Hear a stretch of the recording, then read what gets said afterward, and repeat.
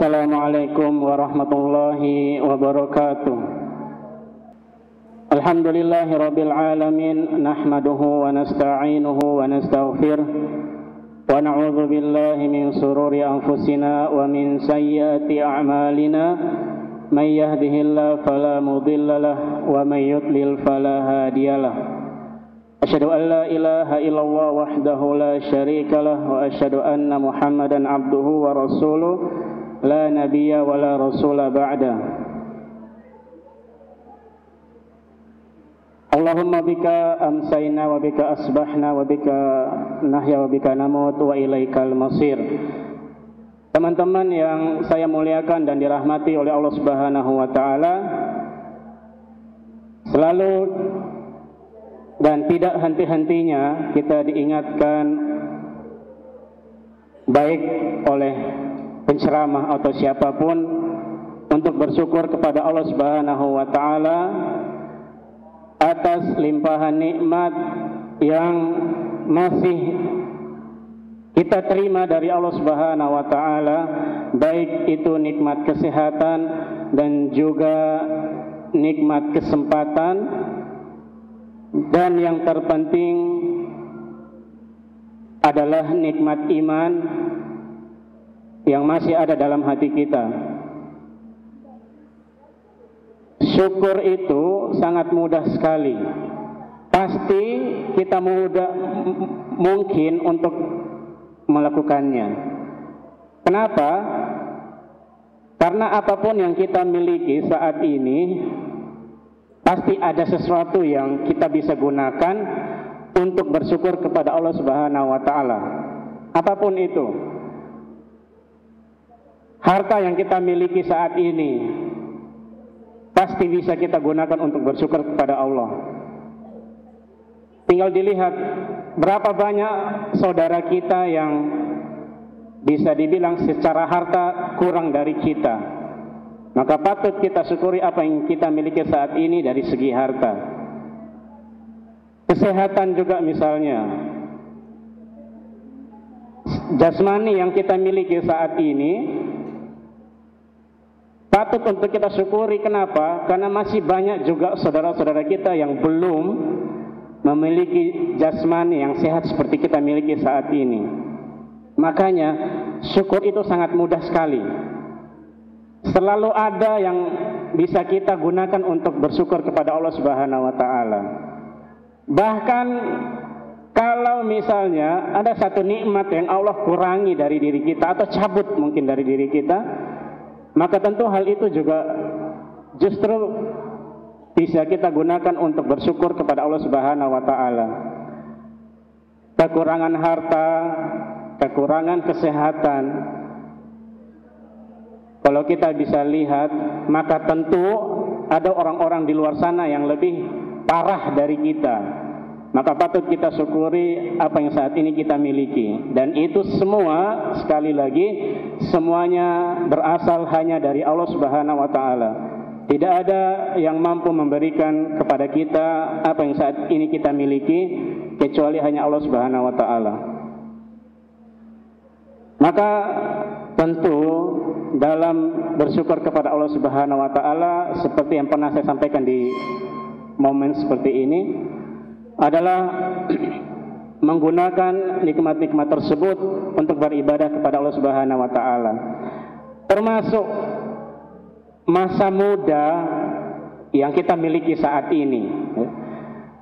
Saya yakin teman-teman yang berada di sini usianya mungkin di bawah saya atau mungkin ada juga sebagian di atas saya, tapi rata-rata ya bisa dibilang kaum pemuda ya, dan sedang berada di zaman milenial, biasanya disebut seperti itu. Tapi status kita di dunia ini, apalagi di usia kita seperti ini, ya antara ujian atau musibah, tergantung kita syukuri atau enggak. Kenapa demikian? Karena beberapa riwayat sebutkan bahwa di antara yang akan dihisab, ditanya oleh Allah Subhanahu wa taala dari nikmat-nikmat itu adalah masa muda. Ya. Artinya ya kita saat ini nih ya. Untuk apa kita habiskan masa muda kita? Nah, kalau kita merasa bersyukur sampai saat ini kita masih diberikan umur sama Allah sampai masa muda ini, maka mari kita gunakan masa muda kita ini penuh dengan ibadah kepada Allah Subhanahu wa taala. Kenapa demikian? Karena ini harusnya masa-masa yang menjadikan kita itu tetap semangat. Di Al-Quran Allah menyebutkan bahwa Allah itu menciptakan manusia dari dhaif, ya, lemah. Kemudian Allah jadikan dia kuat, berada di tengah-tengahnya. Kemudian Allah akan jadikan kembali dia jadi lemah. Nah, itu aja tiga fase manusia saat lemahnya, yaitu saat masih baru lahir sampai anak-anak. Dan masa kuatnya itu sedang berada di tengah-tengahnya, yaitu masa muda. Kemudian diakhiri dengan kondisi yang lemah kembali, yaitu masa tua. Nah, kita ini sebenarnya seperti matahari. Matahari mulai menyingsing di pagi hari dari timur, masih lemah-lemahnya itu sinarnya, jadi belum terlalu panas. Tapi sampai di puncaknya, di tengah siang bolong, itu panasnya sangat menyengat sekali. Nah, itulah kita, pemuda, pemudi, ya. Masanya, tenaganya, pikirannya masih fresh, masih kuat semuanya. Nanti ketika waktu akan berakhir, masa terbenamnya matahari mulai melemah kembali sinar-sinarnya. Artinya apa? Di saat seperti ini perlu kita maksimalkan potensi kita. Sinar kita masih kuat. Jangan sampai kita menyesal ketika sinar kita sudah mulai meredup dan melemah. Makanya kata Rasulullah, salah satu golongan yang Allah akan berikan naungan di mana pada saat itu tidak ada naungan selain naungannya Allah Subhanahu wa taala, yaitu seorang laki-laki yang hatinya terikat dengan masjid. Nah, ini indikasinya adalah beribadah, ya. Karena masjid adalah tempat orang beribadah, walaupun ibadah di situ yang paling penting adalah sholat. Karena sebenarnya sholat itu adalah inti dari ibadah-ibadah yang kita lakukan, baik itu puasa, haji, baca Quran, sedekah, itu semua intinya kembali ke sholat. Nah, teman-teman yang saya muliakan dan dirahmati oleh Allah Subhanahu wa taala, kalau kita mengaku bersyukur kepada Allah Subhanahu wa taala atas masa muda yang kita miliki saat ini, maka mari kita memperbanyak ibadah kepada Allah Subhanahu wa taala sebelum kesempatan itu dikurangi atau diangkat oleh Allah Subhanahu wa taala. Berapa banyak kita melihat orang-orang yang tidak sampai umurnya seperti kita saat ini, atau bahkan umurnya sudah sama seperti kita tapi belum ada iman di hatinya, belum ada semangat untuk beribadah kepada Allah Subhanahu wa taala.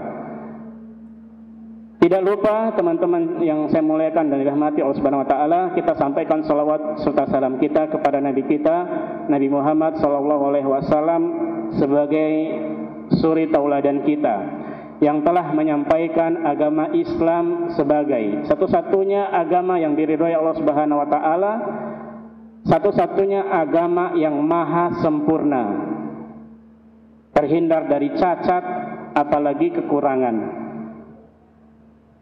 Sebelum saya menyampaikan apa yang ingin saya sampaikan, perlu saya menyamakan persepsi kita saat ini, ya, menghadiri kajian ini. Saya perlu untuk kita sama-sama dalam satu persepsi. Kalau kita melihat judulnya atau temanya, di situ tertulis ketika cintaku terhalang oleh corona. Yang perlu ingin saya sampaikan sebagai persepsi, kalau ada yang menyangka, wah ini temanya akan bahas corona nih, gimana cara medis menanganinya, sudah berapa yang terkena misalnya, berapa yang meninggal, berapa yang sakit, gimana cara menanggulanginya secara kesehatan, maka teman-teman bisa minta panitia antar pulang lah. karena saya tidak akan menyampaikan itu di sini. Tetapi apa yang ingin saya sampaikan tetap tidak keluar dari judul kita ini, dan insya Allah akan menambah sesuatu yang lebih, yang mungkin di luar ekspektasi kita. Karena Rasul itu begitu. Rasul kan pembawa wahyu ya, sering ditanya oleh para sahabat tentang masalah-masalah yang dihadapi. Contoh misalnya, Rasul pernah ditanya tentang sahabat-sahabatnya yang kerjanya mungkin sering di laut, nelayan mungkin. Ditanya, wahai Rasul, air laut itu statusnya apa sih gitu, suci atau enggak? Boleh enggak kita pakai berudu? Kata Rasul, al-bahru, ya, jadi laut itu al-hillu ma'uhu, jadi at-tahuru ma'uhu wal hillu maitatuhu. Air laut itu suci airnya dan halal bangkainya.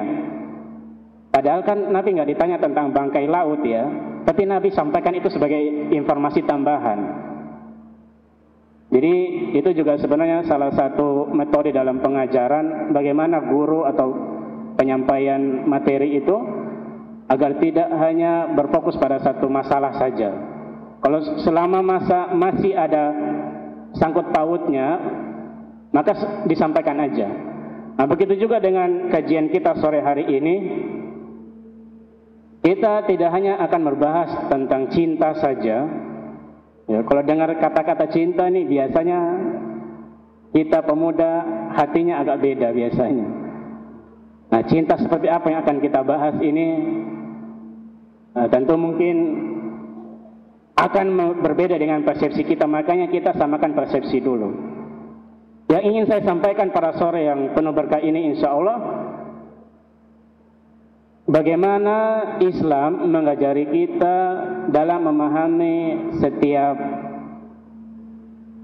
kondisi yang biasa kita sebut sebagai musibah atau ketidaknyamanan dalam kehidupan, apapun itu. Tentu di antara kita semua ini pernah mengalami ketidaknyamanan dalam kehidupan kita, baik itu karena sakit ya, atau masalah tidak selesai-selesai, pembelajaran di sekolah menyusahkan dan lain-lainnya. Itu adalah ketidaknyamanan dalam kehidupan. Nah, Islam itu sudah mengajari kita bagaimana kita menyikapinya. Teman-teman yang saya muliakan dan dirahmati Allah Subhanahu wa taala, kalau kayak kita lihat judul kayak gini tentang corona bahasanya, pasti yang di pikiran kita gimana caranya nggak kena, terus gimana caranya kita menjaga kesehatan. Itu semuanya kan tentang perbuatan ya, artinya tingkah laku, gerak-gerik kita. Padahal dalam syariat kita, sebelum anggota tubuh kita ini melakukan aktivitas, yang pertama kali seharusnya kita bina atau kita perbaiki adalah hati kita. Karena Rasulullah SAW pernah bersabda, innamal a'malu binniyat, sesungguhnya amal perbuatan itu tergantung niat. Jadi niatnya dulu diperbaiki. Ada orang tinggal satu tembok sama masjid, tapi setiap kali azan gak pernah datang. Nah, ini kan hatinya yang bermasalah, bukan karena jauh dan mungkin ke masjidnya atau enggak, tapi hatinya. Jadi makanya hati kita dulu diperbaiki. Nah, melihat fenomena corona ini, di sini kita akan melihat bagaimana Islam mengajak kita untuk menata hati kita melihat fenomena ini, atau setiap fenomena yang kurang nyaman dalam kehidupan kita. Corona ya, atau dalam bahasa sains atau kesehatannya itu COVID-19 ya. Corona virus disease, artinya virus corona pada tahun 2019 ya. Jadi 19. Ini kan semacam ujian buat kita ya, semacam ujian buat kita, baik itu sebagai musibah atau sebagai cobaan. Ya. Dalam Islam, setiap apa yang menimpa kita, tentu dalam hal yang negatif ya, artinya yang tadi saya sebut, ketidaknyamanan kehidupan itu, apapun bentuknya itu, Allah Subhanahu wa Ta'ala sedang menyiapkan hadiah buat kita di balik apa yang kita alami di dunia ini. Jadi seorang muslim itu tidak hanya melihat kejadiannya, tapi melihat apa sih yang Allah sedang siapkan untuk saya di balik kejadian ini misalnya. Tentu sangat banyak, tapi yang ingin saya sampaikan yang paling penting, yang paling kita sukai bisa dibilang seperti itu adalah 3 poin.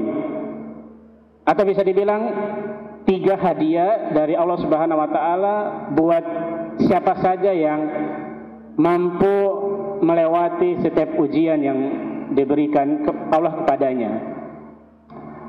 Sebelumnya, pertemuan sebelumnya kan pernah saya sampaikan bahwa iman kita ini kan sangat mahal sekali ya. Kalau ditukar dengan dunia atau dengan emas sebesar dan seberat dunia nggak akan mampu. Di balik ujian itu ada satu konsekuensi yang kita harus terima. Apalagi teman-teman di sini yang mulai berhijrah lah bahasanya ya, mendekatkan diri kepada Allah Subhanahu wa Ta'ala, mengikrarkan dalam hati saya beriman kepada Allah Subhanahu wa Ta'ala.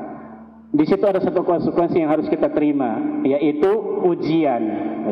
Allah Subhanahu wa Ta'ala berfirman dalam surat Al-Ankabut ayat 2, ahasiban nasu ayyutraku ayyaqulu amanna wa hum la yuftanun.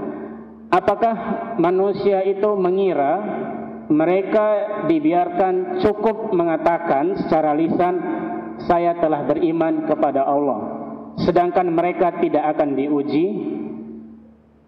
Jadi kalau kita beranggapan Allah kan maha kasih sayang, maha pemurah, saya berimanlah sama Allah Subhanahu wa Ta'ala biar dimurahi sama Allah, dikasih sayang sama Allah, nggak dikasih ujian, nggak dikasih kesusahan hidup. Justru anggapan itu salah besar. Ketika kita mengikrarkan di dalam hati kita beriman kepada Allah Subhanahu wa Ta'ala, menjalankan syariatnya, saat itu juga kita masuk di ruang lingkup yang penuh dengan ujian. Ya, tentu tujuannya Allah ingin ngetes ini imannya kaleng-kaleng atau beneran. Ya. Jadi kita mendapatkan ujian karena kita beriman kepada Allah Subhanahu wa Ta'ala, karena kita menjalankan syariat Allah, itu sangat lumrah sekali. Bahkan mungkin sangat sering kita dapatin itu. Maka yang perlu kita lakukan sebagai seorang muslim adalah bukan menghindari masalah itu, tapi bagaimana kita melihat apa yang Allah sedang siapkan untuk kita dari masalah tersebut. Yang pertama yang Allah ingin berikan kepada kita dari setiap musibah, ujian atau apapun itu, rasa sakit misalnya, yang pertama adalah kenaikan derajat. Kenaikan derajat. Dalam satu hadis Rasulullah SAW pernah bersabda, "Ma min muslimin yusaku saukatan illa kutibat lahu biha darajah." Kata Rasulullah, tidaklah seorang muslim itu tertusuk duri kecuali akan ditulis baginya rasa sakit ditusuk duri itu dengan 1 derajat. Ini biasa mungkin kaum wanita atau perempuan, mungkin duri jarang lah ya, jarum pentul mungkin biasanya ya, pakai jilbab, tusuk-tusuk di sini kena jari, sakit nggak? Pasti sakit. Kalau rasa sakit itu kita terima dengan ikhlas, percayalah Allah sedang mengangkat untuk kita 1 derajat. Ini hadis Rasul, bukan saya yang bilang. Untuk apa derajat-derajat itu? Ya tentu untuk posisi kita di surga. Kita kan kalau mungkin ada ya teman-teman yang kenal dengan bisnis MLM ya, atau ya main poin-poinan. Semakin banyak poin, semakin tinggi pangkatnya, posisinya, kedudukannya. di perusahaan tersebut. Nah, derajat-derajat yang Allah janjikan kepada kita, apapun itu, ya, maksudnya caranya. Kalau ini kan kebetulan rasa sakit ya, kan banyak jalurnya ya, ada jalan ke masjid ya, atau yang lainnya. Derajat-derajat yang sudah dijanjikan oleh Allah itu fungsinya untuk itu, posisi kita di surga. Kenapa? Ya karena di surga tingkatannya banyak. Yang paling tinggi adalah surga Firdaus. Jadi kenikmatan surga juga bertingkat-tingkat. Kalau kita ingin semakin banyak menikmati kenikmatan surga, ya kita memperbanyak derajat-derajat yang sudah digariskan atau dijanjikan oleh Allah dan Rasul-Nya. Nah, salah satunya ini, ya, rasa sakit yang kita terima, dan ini khusus berlaku untuk orang Muslim saja. Ya, artinya yang mengaku beriman kepada Allah Subhanahu wa taala dan Rasul-Nya. Ini orang kafir enggak? Kita aja orang Muslim. Makanya hadis ini itu menjadi titik terendah rasa sakit. Kalau kita lihat rasa sakit itu juga ada tingkatan-tingkatannya ya, atau bisa dibilang besar kecilnya mungkin, atau ringan beratnya. Tentu beda ya, orang yang kena tusuk duri sama orang yang kegores misalnya, atau bisa dibilang mungkin kulitnya sampai terpotong, atau misalnya luka besar bolong misalnya, tentu rasa sakitnya beda. Nah, di sini Rasul ingin sampaikan bahwa sekecil apapun itu rasa sakit, seringan apapun rasa sakit itu, ada derajat yang Allah Subhanahu wa taala siapkan untuk kita. Semakin besar rasa sakit yang kita terima atau yang kita rasakan, jika kita terima itu seikhlas mungkin, maka juga akan berbanding lurus dengan derajat yang Allah Subhanahu wa taala siapkan untuk kita. Dan ini sangat rasional sekali untuk kita. Kenapa rasa sakit atau ujian itu untuk meninggikan derajat kita? Teman-teman di sini kan pasti pernah melewati proses sekolah ya, atau belajar mengajar. Ya, sekolah mungkin ada yang kuliah atau mungkin masih SMA. Saya sangat yakin ketika kita sekolah, termasuk juga yang kuliah mungkin, sebelum kita naik ke kelas berikutnya atau semester berikutnya, pasti kita melewati namanya ujian akhir.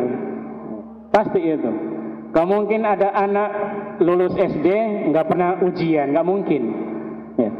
Pasti pernah ujian. Nah, kita juga gitu ya, sama Allah Subhanahu wa taala. Kalau kita ingin iman kita naik, ya, atau Allah ingin agar kita nanti di akhirat mendapatkan kenikmatan surga yang lebih tinggi, Allah akan berikan kita ujian. Kalau kita lulus, kita akan naik derajatnya. Ini udah janji Rasulullah SAW. Kita bisa melihat ya, kisah sahabat ya, atau keluarga Yasir.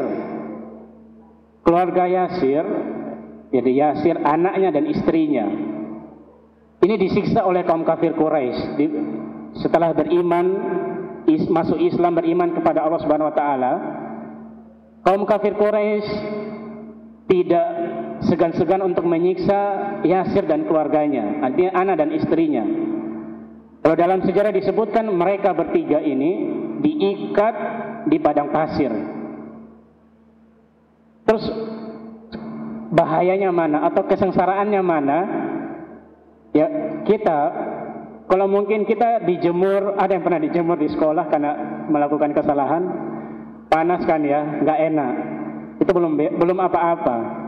Tapi kalau di Saudi ya, namanya orang kalau diikat, dijemur di bawah padang pasir, di terik matahari, itu sangat menyakitkan sekali. Saya aja pernah cuman jalan gak pakai alas kaki di padang pasir, itu saya sudah gak kuat. kaki saya udah maksudnya nggak bisa jauh-jauh ngelangkahin kaki. Memang saat itu saya coba, rasanya gimana sih jalan tanpa alas kaki di padang pasir. Ketika itu saya langsung ingat gimana panasnya Yasir dan keluarganya. Mereka ini disiksa sama kaum kafir Quraisy agar mereka kembali kufur kepada Allah Subhanahu wa taala. Tapi mereka tetap teguh dengan imannya. Bahkan sampai istrinya Yasir dibunuh sama kaum kafir Quraisy. Namun kita lihat apa yang Rasul janjikan kepada mereka, tidak tanggung-tanggung surga. Rasul menyampaikan, bersabarlah wahai keluarga Yasir, bagi kalian surganya Allah Subhanahu wa taala. Kalau kita mikir flashback, sekiranya keluarga Yasir beriman masuk Islam, ya, terus nggak disiksa, nggak dikasih ujian sama Allah dengan siksaan kaum kafir Quraisy, mungkin nggak Rasul janjikan kepada mereka surga? Ya, mungkin nggak. Justru karena keluarga Yasir ini menerima ujian dari siksaan kaum kafir Quraisy dan mereka berhasil melewati ujian tersebut, melalui lisan Rasulullah mereka dijanjikan surganya Allah Subhanahu wa taala. Enggak nanggung-nanggung. Nah, kita juga begitu harusnya.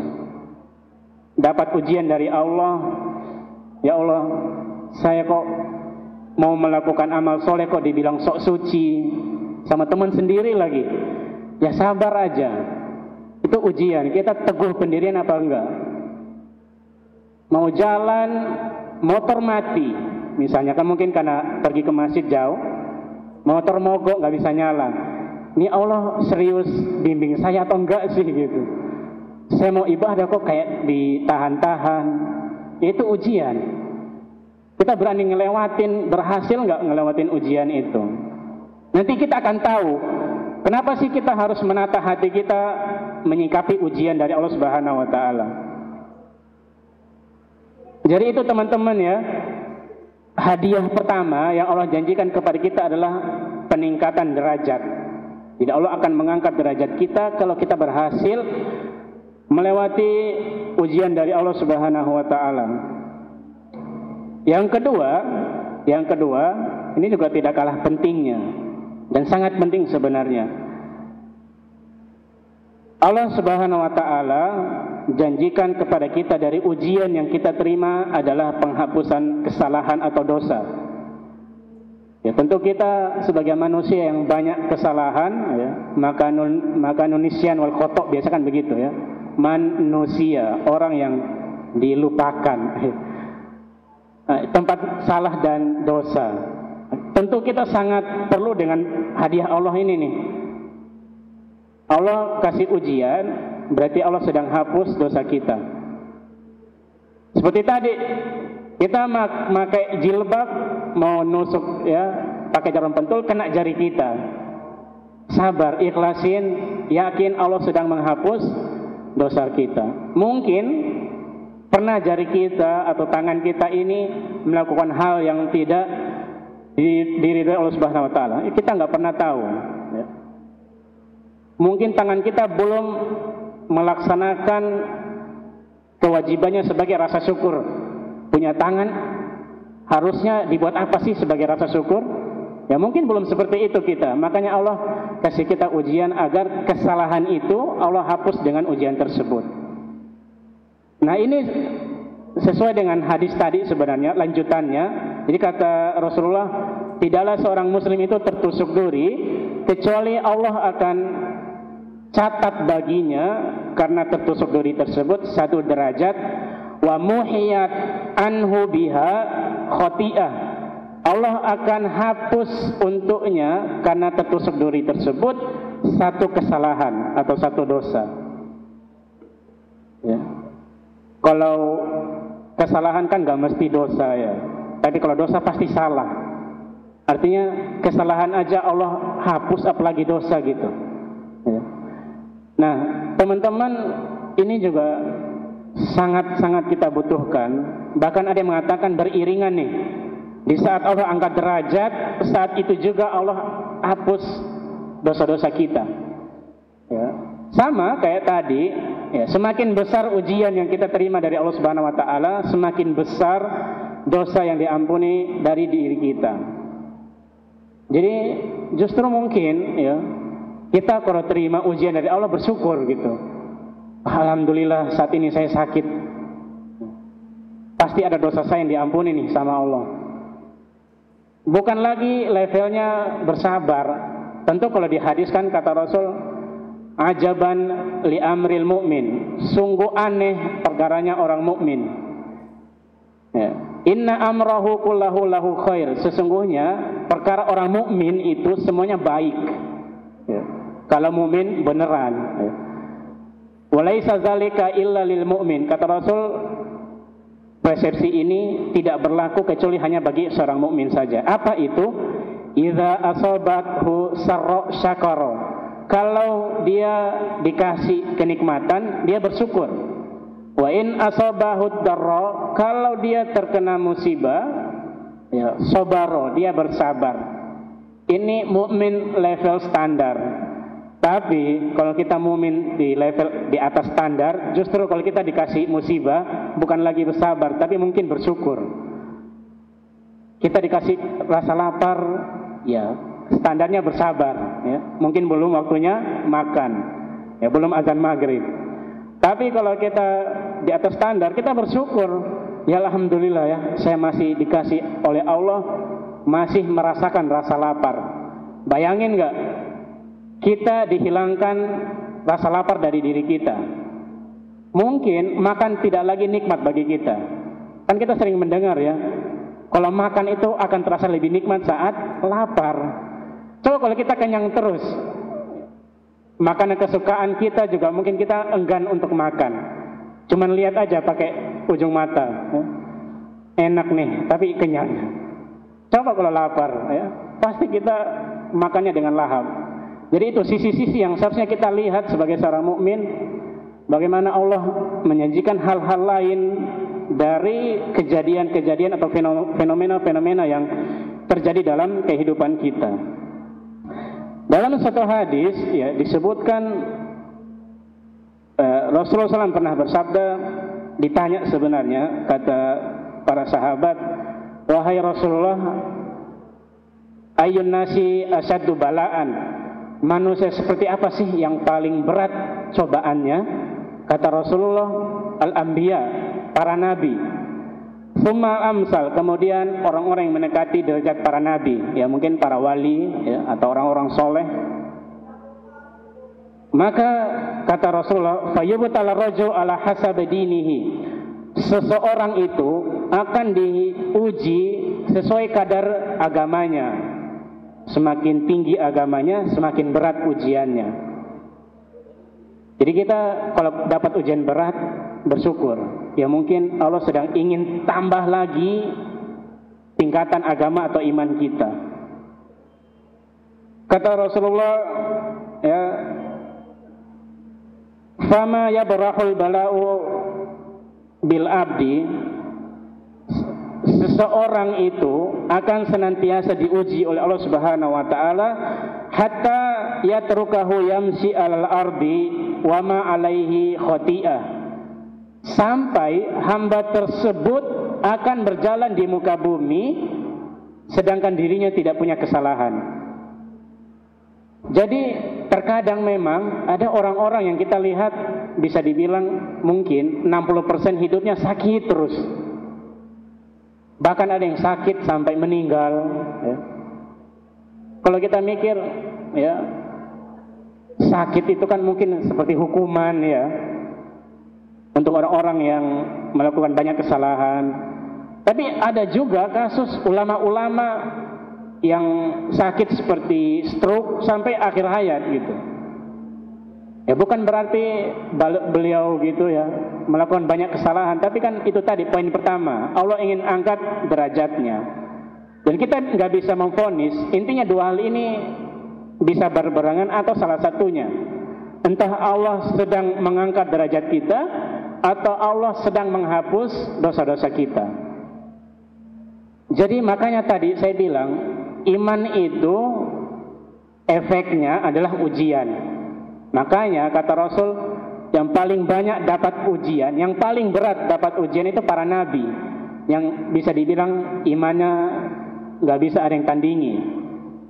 Ya nabi kan, justru mereka paling besar dan paling berat ujiannya. Rasulullah aja suatu ketika beliau sakit demam.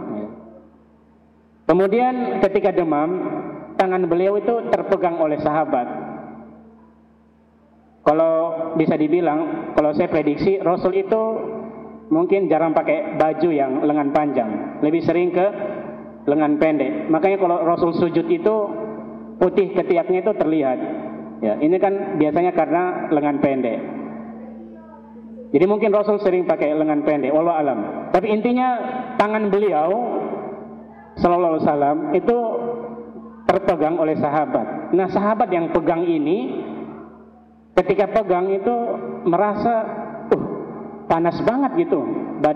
Tangannya Rasulullah, badannya Rasul tuh panas banget gitu. Dia merasa kayak di luar batas orang sakit demam gitu. Mungkin kalau kita demam 39 ya, 38, 40 mungkin paling panas. Kalau Rasul mungkin bisa sampai 80. Saking panasnya tadi, kan sahabat kaget gitu. Kok panas banget? Ditanya lah gitu, Rasulullah, tangan Anda ini seperti terbakar gitu. Kenapa? Rasulullah jawabnya gini, kami para nabi itu dikasih ujian 2 kali lipat dibanding kalian. Jadi kalau kita sakit demam panasnya 38 atau 40, ya Rasulullah itu 2 kalinya, 80 derajat. Tapi ada kabar gembira dari Rasulullah. Setelah itu sahabat ini tanya, karena paham kan, sahabat ini tanya, berarti Anda sebagai Rasul itu dikasih pahala 2 kali dong, kan 2 kali lipat dapat ujiannya. Kata Rasulullah, iya. Nah ini artinya ujian, rasa sakit itu berbanding lurus dengan pahala dan berbanding lurus dengan diampuninya dosa. Makanya ketika kita mendapati hal yang tidak mengenakan dalam hidup kita, seperti rasa sakit, ya terima aja secara ikhlas, syukuri. Kalau tadi kan saya bilang ya, apapun yang kita miliki saat ini, seperti kesehatan, bahkan kita sakit, itu pasti kita masih mampu untuk syukuri, karena masih ada orang yang lebih parah dari kita. Kalau kita mampu bersabar dan bersyukur, insya Allah janji Allah tidak mungkin salah. Ya, artinya insya Allah Allah akan menghapus dari kita dosa-dosa kita. Bahkan di hadis lain Rasul menyampaikan, wa ma yazalul bala'u bil mu'min wal mu'mina. Seorang mukmin laki-laki dan mukmin perempuan itu senantiasa akan mendapatkan ujian fi nafsihi, dalam dirinya, ya, sakit, wa waladihi, dan juga anaknya. Jadi ada yang punya anak di sini, ya mungkin Bapak ya. Bagi yang punya anak atau nanti punya anak, ketika anak kita sakit, itu ujian buat kita. Dan bisa jadi itu karena kesalahan kita atau dosa kita. Jadi Allah ingin hapus dosa kita dengan ujian itu. Pasti kita orang tua sedih lah ya, nggak enak hati melihat anak sakit, panas, demam, batuk, pilek misalnya. Pasti kita nggak enak. Maka itu ujian juga buat kita, dan mungkin itu karena dosa kita, anak kita dapat ujian dari Allah Subhanahu Wa Taala. Kata Rasulullah, wa malihi, dan juga akan dapat ujian dari segi harta, kehilangan, ya, HP rusak, motor mogok misalnya. Ini semua sudah ditakdirkan dan sudah diajari oleh Allah dan Rasulnya untuk kita tahu bahwa ujian dari Allah akan menimpa aspek-aspek ini gitu. Kata Rasulullah, senantiasa diberi ujian hatta yalqallaha wa ma alaihi khati'ah, sampai nantinya di hari akhir dia akan berjumpa dengan Allah Subhanahu wa taala dan tidak ada kesalahannya. Kita kan diajari kesalahan itu seperti noda hitam, ya kan? Makanya semakin banyak kesalahan dosa di hati kita, semakin banyak hitam di hati kita. Kalau semuanya sudah hitam, akan terhalang dari hidayah cahaya Allah Subhanahu wa taala. Kita kalau bertemu misalnya dengan, ada yang pernah di sini diajak meeting sama gubernur misalnya, orang-orang penting lah pokoknya. Kalau misalnya pernah misalnya, atau kita bayangin lah, kita misalnya diajak meeting, ketemu sama orang sangat penting di tempat kita, yang kita anggap wah gitu, kita anggap derajatnya tinggi. Terus mau nggak kita datang pakai pakaian yang kotor? Malu nggak kita datang badan bau, ya, belum mandi? Pasti kita nggak mau. Sebisa mungkin dan sekeras mungkin kita usaha agar baju kita bersih, badan kita wangi, pakai parfum yang paling mahal. Nah, kita juga gitu nanti di hadapan Allah Subhanahu wa taala. Artinya dosa-dosa yang sebelum kita sempat untuk bertaubat di situ, ketika Allah ingin kebaikan, maka Allah kasih ujian. Itu cara Allah. Jadi nih hamba nih kok belum bertobat, dosanya belum diampuni, nanti ketemu saya gimana dia? Malu nanti. Ya udah, kasih dia ujian biar dosanya diampuni, bersih dirinya. Nanti datang sama saya, ketemu saya, sudah nggak ada kesalahan dan noda lagi dalam dirinya. Senang nggak kita? Pasti senang ketemu sama Allah, badan kita bersih dari dosa-dosa. Nah, sudah terlihat kan bagaimana kita bisa bersyukur kepada Allah Subhanahu wa taala atas berbagai ketidaknyamanan dalam hidup kita. Teman-teman yang saya muliakan dan dirahmati Allah Subhanahu wa taala, yang ketiga, dan saya tutup dengan ini, poin ini, tentu dengan termasuk pembahasan kita adalah cinta. Jadi sebenarnya ketika Allah menguji seorang hamba, Allah sedang hadiahkan untuknya cintanya Allah Subhanahu wa taala kepada dirinya. Jadi ketika Allah memberikan sakit misalnya atau ujian lainnya kepada seorang hamba, sebenarnya Allah tuh sedang sayang sama dia. Dalam suatu hadis Rasulullah SAW menyampaikan, "Idza ahabballahu qauman ibtalahum." Kalau Allah sedang mencintai atau sudah mencintai sebuah kaum, maka Allah akan uji mereka. Faman sabara, maka barang siapa yang bersabar dari ujian itu, falahus sabar, maka dia akan mendapatkan pahala sabar. Pahala sabar itu tanpa batas. Wa man jazi'a, dan barang siapa yang jazi'a ini semacam kufur tapi mengeluarkan perilaku yang tidak baik. Contoh misalnya begini. Ya, ini pentingnya kenapa kita perlu mengetahui apa sih yang Allah sediakan untuk kita di balik ujian. Pernah nggak mungkin kita lihat ya, seorang mukmin bertetangga dengan, ya mungkin mukmin juga tapi fasik, Islam tapi banyak maksiatnya. Mukmin ini rajin sholat 5 waktu di masjid, sedekahnya lancar, baca Qur'annya hatam tiap bulan misalnya. Tapi ada aja ujian yang dia dapatin. Entah itu anak sakit, ya, entah kehilangan. Tapi tetangga sampingnya nih nggak pernah sholat, puasa nggak mau, tapi mobilnya baru terus misalnya, HP-nya baru terus. Ini kalau mumin seperti dia belum naik levelnya gitu ya, belum bisa melihat yang tadi kita bicarakan. Biasanya nih keluar dari kata-katanya Allah nggak adil. Wah, Allah nggak adil. Saya banting tulang ibadah, ya gini-gini aja hidup saya. Ya, rumah ya cicilan belum kelar, motor juga belum lunas, sudah hilang misalnya. Tetangga sebelah maksiat terus tapi lancar aja hidupnya. Nah, ini kalau kita belum lihat apa yang sedang Allah siapkan untuk dia, yaitu tadi jazi'ah. Jadi nggak bersyukur dengan mengeluarkan sikap-sikap yang nggak pantas. Kan nggak mungkin ya, nggak pantas kita bilang Allah itu nggak adil. Sedangkan Allah adalah satu-satunya zat yang maha adil. Jadi ketika Allah uji kita, itu Allah sedang sayang sama kita. Mungkin ini sedikit bertolak belakang dengan logika kita, apalagi mungkin orang tua ya. Kan biasanya orang tua kalau sayang anaknya, dikasih diminta apa itu dikasih. Pak, saya mau uang jajan 5.000, dikasih. Besoknya 10.000 dikasih. Artinya biasanya kan orang tua sayang ya begitu. Nggak berani pukul, ya, nggak berani hukum, nggak berani apa-apa gitu ya. Tapi Allah kalau sayang sama kita itu kasih ujian. Ya tentu sebenarnya sama dengan orang tua. Ujian itu bukan menghukum atau kasih perilaku kasar, enggak.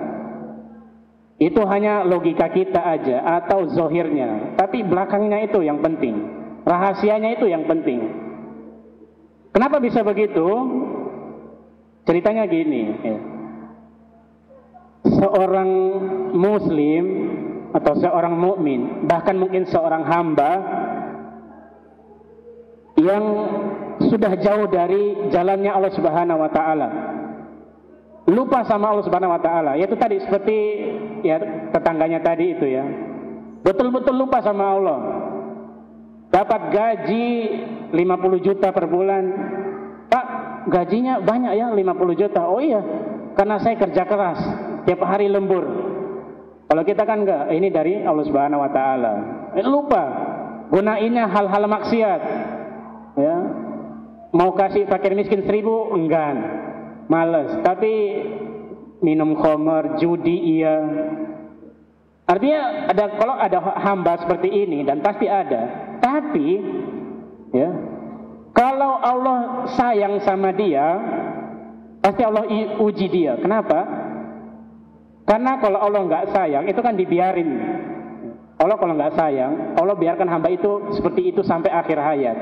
Akhirnya apa? Di akhirat dia berakhir di neraka. Tapi kalau Allah sayang sama seorang hamba yang sedang bermaksiat, lupa sama Allah, Allah akan kasih dia ujian. Untuk apa? Untuk dia ingat dan kembali sama Allah. Kalau dia ingat dan kembali sama Allah, dia akan memperbanyak ibadah-ibadah, insaf, taubat. Taubat itu kan ngaku salah, nyesel, berulang berjanji nggak mengulangi, dan melakukan perbaikan-perbaikan. Nantinya di akhirat ya, dia akan berakhir di surga insya Allah. Kan nggak mungkin kalau Allah sayang terus Allah biarin seorang hamba berakhir di neraka, nggak mungkin. Justru karena Allah sayang sama hamba itu, Allah ingin dia tuh nanti di akhirat berakhir di surga. Caranya gimana? Sadarin dia. Jadi ujian itu ketika Allah uji kita, tahu nggak? Allah tuh sedang kangen sama kita gitu. Malaikat fulan A hari ini ke masjid nggak? Sholat subuh di masjid? Enggak. Besoknya tanya lagi, hari ini enggak terus. Waduh, ini hamba kayaknya lupa sama saya. Jadi sama Allah tuh disentil, kayak disentil. Weh kamu kemana aja udah lupa sama saya? Dikasih ujian kan? Orang kan kalau dikasih ujian sudah sampai batas tertinggi biasanya ya, biasanya. Orang itu akan kembali ingat sama Allah Subhanahu wa taala. Saya walaupun gak sering tapi pernahlah beberapa kali ya ada aja yang curhat, bilangnya simpel aja, bilangnya iya benar, kayaknya saya gini karena sudah lama atau sudah jauh dari Allah. Jadi konsultasinya, saya kok hidup berat ya, atau sering sakit ya. Pokoknya ada aja masalah dalam kehidupan. Kok gitu ya? Ya saya sampaikan aja, mungkin ibadah Anda sudah nggak ada gitu. Artinya hidup nggak pernah ibadah, sudah jauh dari Allah. Kata dia ya mungkin juga gitu. Jadi seperti itu. Saya bahkan ya teman di musola itu ada yang mantan preman, mantan judi, mantan minuman keras, sudah insaf gitu. Sudah kaya tapi nggak pernah ibadah sama Allah, bahkan maksiat terus. Sekejap Allah buat dia bangkrut. Teman saya, bukan ya, dia lebih tua tentunya dari saya, tapi saya anggap teman. Sekejap Allah buat dia bangkrut, minus hartanya. Alhamdulillah sadar, artinya merasakan centilannya Allah itu tadi. Sadar, mulai menata diri. Ya, setahu pengetahuan saya, selama dia mampu, dia selalu jamaah di masjid 5 waktu. Alhamdulillah, itulah ya. Jadi gimana sih relasinya gitu ya, ujian dan cintanya Allah. Ya Allah tuh sedang sayang sebenarnya sama kita kalau kita dapat ujian. Karena Allah ingin kita berakhir di surga. Itu. Dan ini kalau kita lihat ya, ini waktunya masih ada ya. Masih ya, saya tambahkan ya. Saya simpelkan. Kita lihat tentang Nabi Ibrahim. Teman-teman, kalau tahu Nabi Ibrahim itu sama Allah langsung dikasih SK-nya sama Allah sebagai Khalilullah, kekasihnya Allah Subhanahu wa taala. Ya, sebenarnya Nabi Muhammad juga, tapi tidak dikasih SK. Nabi Ibrahim secara terang-terangan Allah mengangkatnya sebagai kekasihnya Allah Subhanahu wa taala. Kalau dibilang kekasih itu dalam bahasa Arab itu Khalil.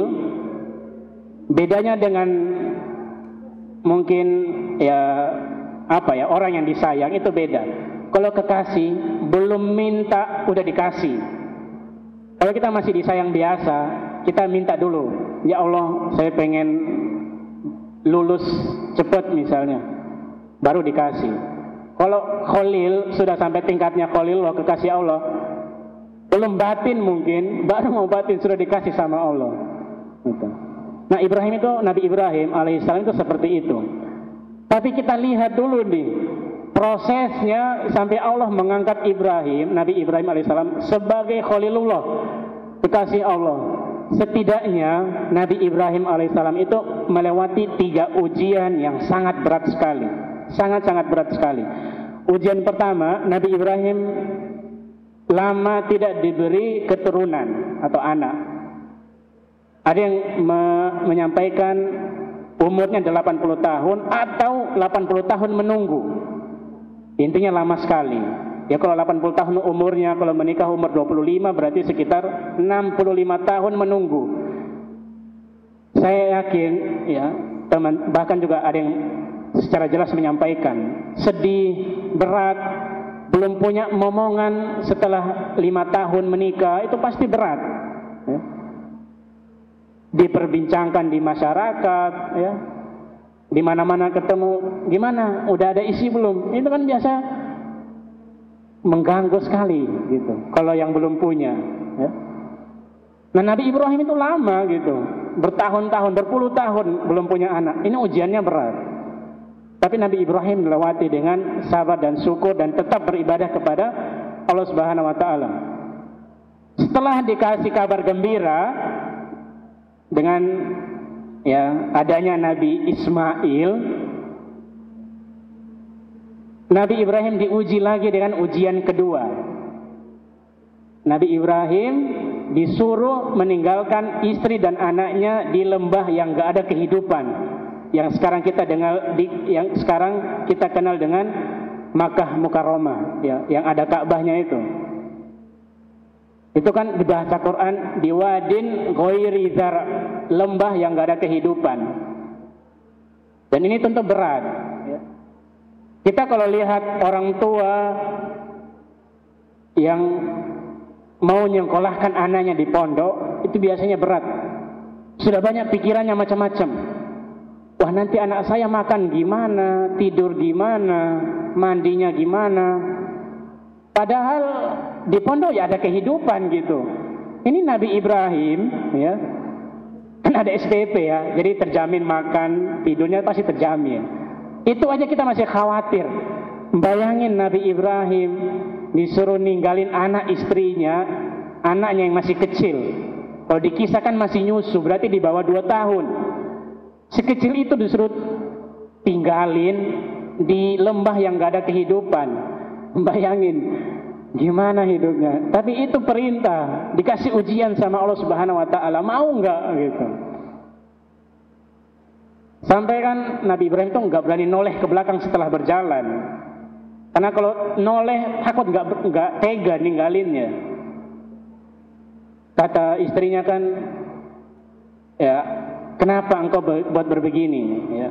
Setidaknya sampaikan satu alasan, saya menerima keputusan ini. Dan kita bisa lihat kenapa Ibrahim bisa syukur dan sabar dalam melewati ujian ini. Kata Nabi Ibrahim, ini udah perintah Allah. Langsung dijawab sama istrinya, kalau gitu Allah nggak akan menyanyiakan orang yang percaya sama dia. Artinya sudah terima. Ya tentu seorang istri juga pasti punya hak untuk bertanya, kenapa saya dikasih keputusan ini gitu, ya. Disampaikan kepada suami. Tapi kalau zaman sekarang kan nggak mungkin ya. Suami bilang ini udah perintah dari Allah. Dapat wahyu dari mana gitu? Ya. Tapi itu intinya. Nabi Ibrahim dapat ujian kedua yang sangat berat. Ujian ketiga, setelah ditinggal, Nabi Ibrahim datang. Lagi menikmati masa-masa emas bersama anaknya Ismail. Allah kasih perintah lagi, disuruh apa? Nyembeli. Bayangin, kita punya anak kita jatuh belajar naik sepeda, luka, itu aja kita pasti udah, waduh, kasihan gitu. Hati kita udah ikut sakit. Ini Nabi Ibrahim bukan disuruh melukai, tapi sampai dibunuh, artinya ngambil nyawanya gitu, disuruh sembeli. Ya kita bisa bayangin betapa beratnya dapat perintah seperti itu. Belum punya anak, udah punya ditinggal. Lagi bersama kembali, lagi nikmatin masa emas, disuruh bunuh. Ini Masya Allah gitu. Ujiannya sangat berat. Tapi Nabi Ibrahim berhasil melewatinya. Ya. Disebutkan Nabi Ibrahim itu membenarkan, artinya mengikuti perintah Allah Subhanahu Wa Taala yang disampaikan dalam mimpinya. Baru setelah itu Nabi Ibrahim diangkat jadi Khalilullah, kekasih Allah. Jadi dapat predikat kekasihnya Allah itu ngelewatin ujian dulu dari Allah Subhanahu wa taala. Jadi kita tuh coba bersyukur gitu sama Allah Subhanahu wa taala ketika dapat ujian. Kan bisa dibilang selain cintanya Allah tuh apalagi coba yang kita harapin? Ya cinta itu ya kasih sayang, ridhonya, rahmatnya, semuanya masuk di situ. Dan itu yang paling kita harapkan untuk kesuksesan kita di akhirat nanti. Jadi teman-teman ya, yang saya muliakan dan dirahmati Allah Subhanahu wa taala, semua ini kalau kita sudah bisa melihat 3 poin ini, 3 rahasia Allah, 3 hadiah dari Allah Subhanahu wa taala, insya Allah hati kita akan besar. Hati kita akan besar. Bisa menerima kejadian yang Allah tetapkan di dunia ini terhadap kita, termasuk tentang virus corona ini.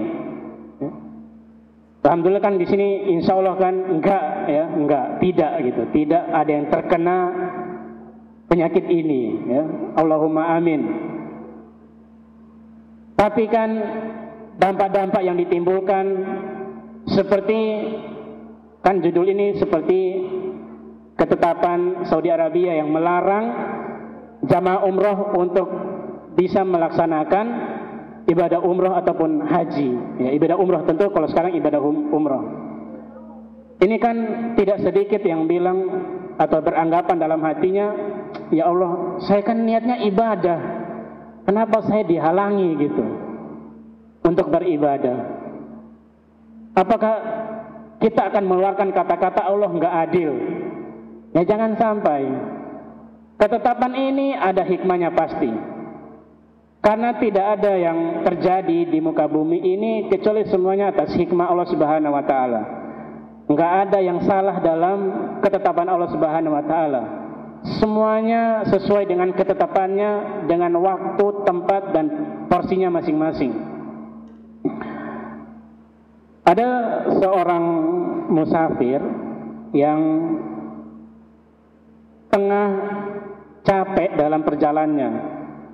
Ketika dia capek, dia melihat ada sebuah pohon besar, mungkin sekitar pohon beringin, dan dia ingin istirahat di situ, ingin merebahkan badan sesaat, istirahat dari perjalanannya.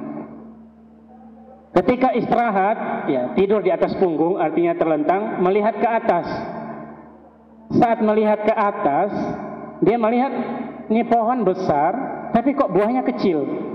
Dalam pikirannya dia, logikanya dia, ini Allah kayaknya nggak adil deh. Pohon besar kayak gini, tapi buahnya kecil, kayaknya nggak adil. Mikir gitu, kenapa ya?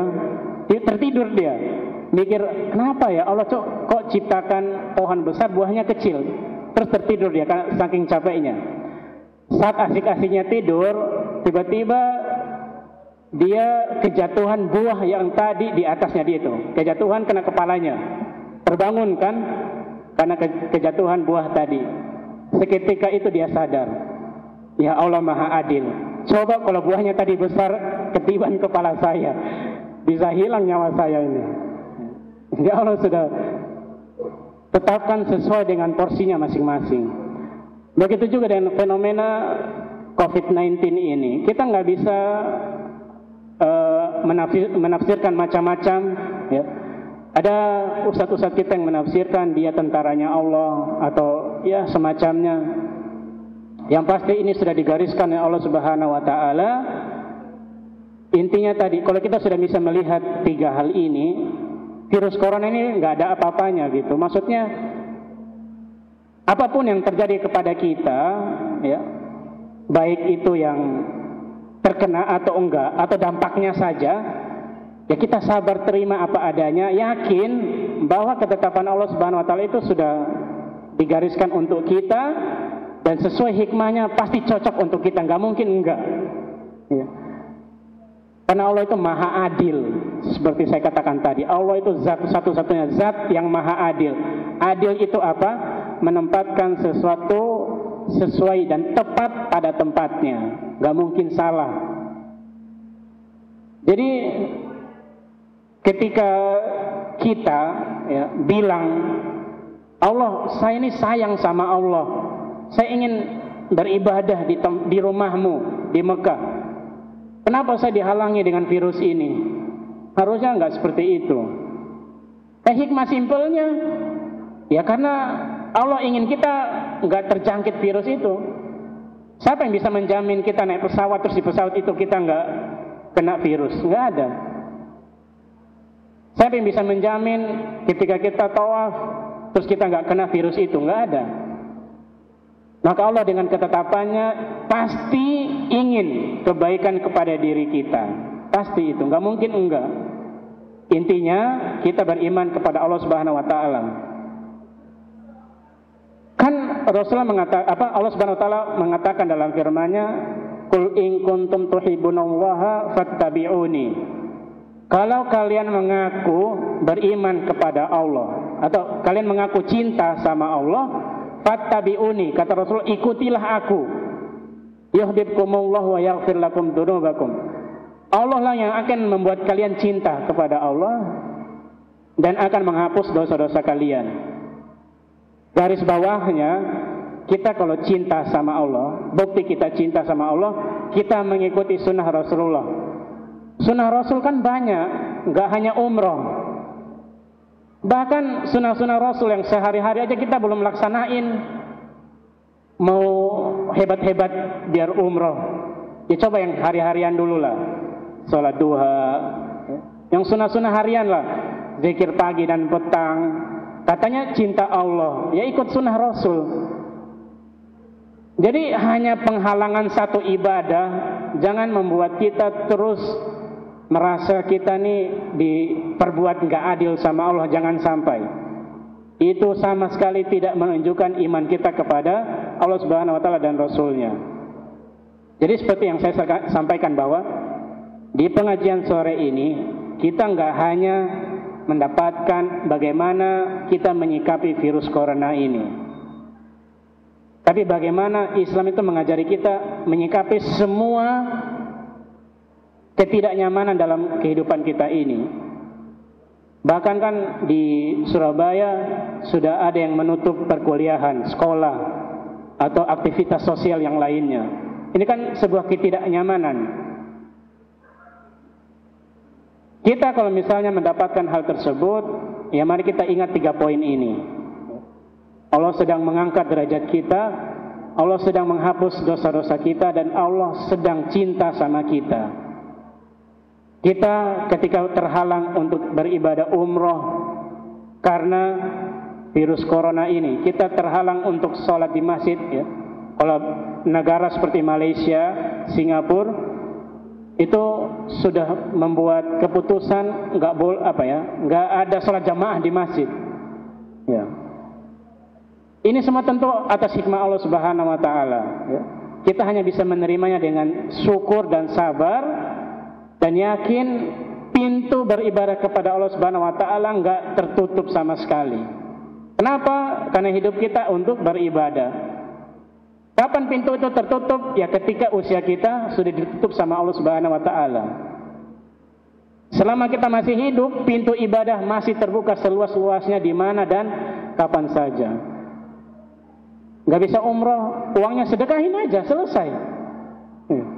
Susah. Jadi gini, ini kan kita belum bahas gimana caranya kita tuh ketika misalnya ini kan ujian ya, apalagi seperti virus corona. Semoga kita nggak terjangkit. Tapi kalau misalnya kita ada yang terjangkit, kan yang paling pertama diinginkan oleh orang yang sakit itu apa? Kesembuhan tentunya. Atau bahasa umumnya pertolongan dari Allah Subhanahu Wa Taala. Ya kan kita yakin yang berikan kesembuhan itu siapa? Allah. Bukan obat, bukan dokter. Semua itu hanya wasilah, perantara. Jadi yang kita perlukan adalah pertolongan Allah Subhanahu Wa Taala. Ya karena mungkin waktu dan saya nggak mungkin menyampaikan sekarang. Walau mungkin ada kesempatan lain. Tapi sama seperti tadi, ada kiat-kiat gimana kita tuh kalau lakuin kiat-kiat tersebut, bisa dibilang bahasa manusianya, bukan bahasanya Allah ya, bahasanya manusia. Kalau Allah nggak ngasih itu nggak bisa gitu, atau Allah sungkan kalau nggak ngasih pertolongan maksudnya. Dan kita sebagai hamba manusia yang lemah, satu yang kita perlukan, satu yang kita butuhkan, cuman pertolongan Allah Subhanahu Wa Taala. Hanya pertolongan Allah Subhanahu Wa Taala. Ya sehebat apapun dokter itu, semahal apapun obat yang kita beli, sekeras apapun usaha yang kita kerahkan menjaga kesehatan, tapi kalau Allah bilang sakit, pasti sakit. Selemah apapun kita, semiskin apapun kita, atau semurah apapun obat yang kita minum, kalau Allah bilang sembuh, bahkan mungkin tanpa minum obat pasti sembuh. Makanya kita butuh pertolongan Allah Subhanahu Wa Taala. Ya. Kalau mungkin di kesempatan lain, karena waktu nggak cukup, ya sekarang sudah hampir 5:30, kita nggak bisa bahas gimana sih cara-caranya mengundang keajaiban Allah Subhanahu Wa Taala. Dan kurang lebih itu saja yang bisa saya sampaikan pada sore hari ini. Semoga bermanfaat untuk kita semuanya, termasuk saya pribadi, menambah iman dan ibadah kita kepada Allah Subhanahu Wa Taala. Saya akhiri, kesalahan datangnya dari saya pribadi dan kebenaran datangnya dari Allah Subhanahu Wa Taala. Billahil hidayah wa taufik. Assalamualaikum warahmatullahi wabarakatuh.